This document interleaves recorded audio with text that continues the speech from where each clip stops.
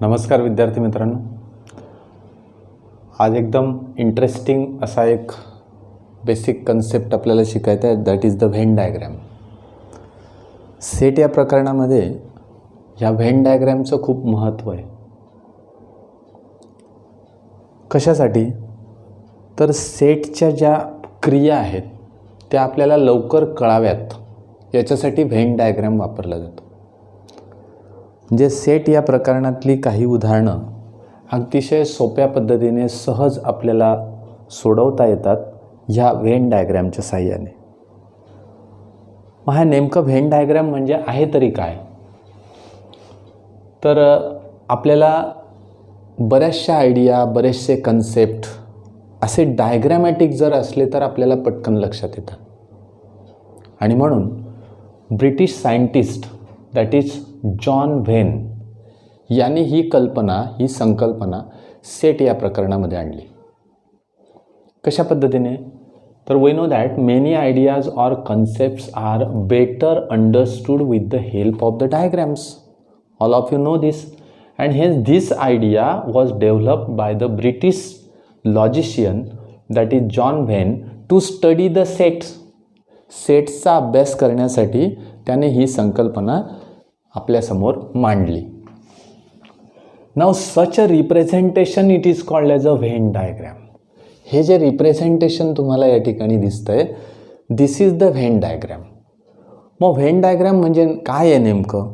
की it is a closed figure. It is a closed figure. Venn डायग्रॅमसाठी closed figure हा एवढा concept आहे. मग त्याच्यामध्ये सर्कल असेल का, स्क्वेअर असेल का, रेक्टँगल असेल का, पेंटॅगॉन असेल का, बरोबर आहे, अशा पद्धतीचं अनियमित अशी एक आकृती असेल, असं असेल का, तो काही विचार नाही. फक्त ती फिगर कशी असली पाहिजे? क्लोज्ड असली पाहिजे. हा व्हेन डायग्रॅमच्या मागचा concept. Now in Venn diagram a set is represented by a closed figure and elements are represented by points in that closed figure.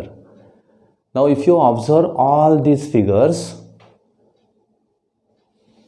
all are the closed figures. सगळे figures closed आहेत. दुसरा भाग, every point which belongs to that set, they are denoted by the point.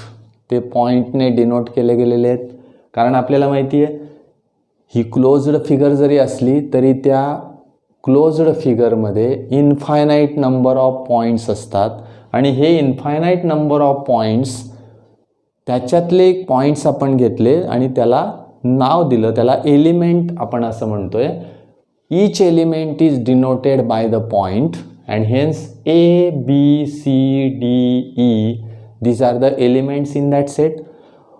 मग हे क्रमाने लिहिले पाहिजे का? असं काही नाही. तर त्या ए सेटमध्ये जे काही एलिमेंट्स असतील ते सगळेच्या सगळे एलिमेंट या क्लोज्ड फिगरमध्ये असले पाहिजे. मग ते कुठेही असले तरी चालतील, ॲट रँडम, बरोबर.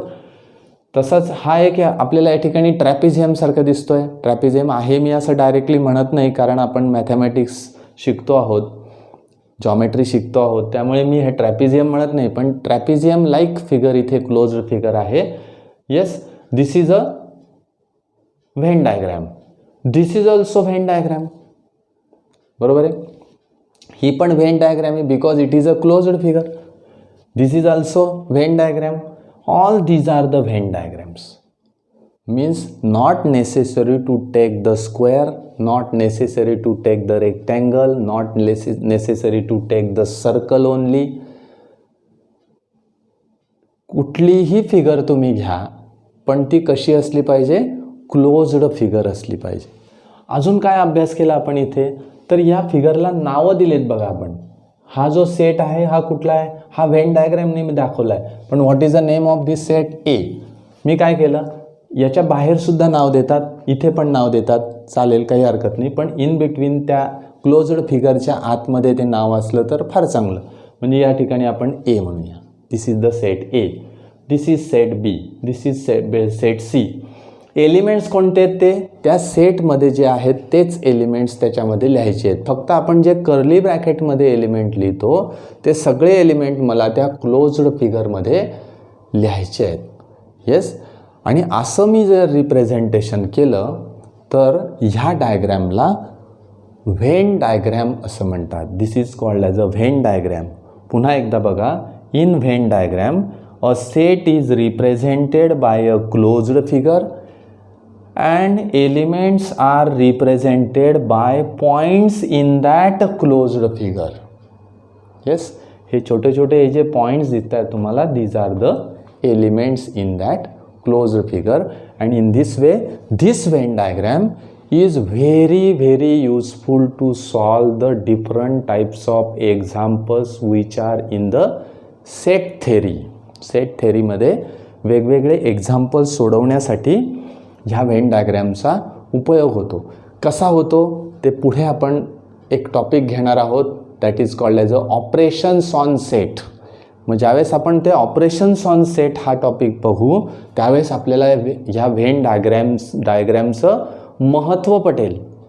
Importance, what is the importance of this Venn diagram, why we draw this such a type of Venn diagrams, कशासाठी काढायच्या, तर ते उदाहरणं मला सोपे जावेत, ते सोडवता यावेत, ते पटकन मला जमावेत, कन्सेप्ट लगेच क्लिअर व्हावेत, याच्यासाठी हा व्हेन डायग्रॅमचा उपयोग आपल्याला करायचा आहे. ओके. पुढच्या व्हिडिओमध्ये आपण नवीन टॉपिकने पुन्हा भेटूया. व्हेन डायग्रॅमवरच आपण पुन्हा चर्चा करून पुढचे काही नवीन टॉपिक आपण शिकणार आहोत. थँक्यू.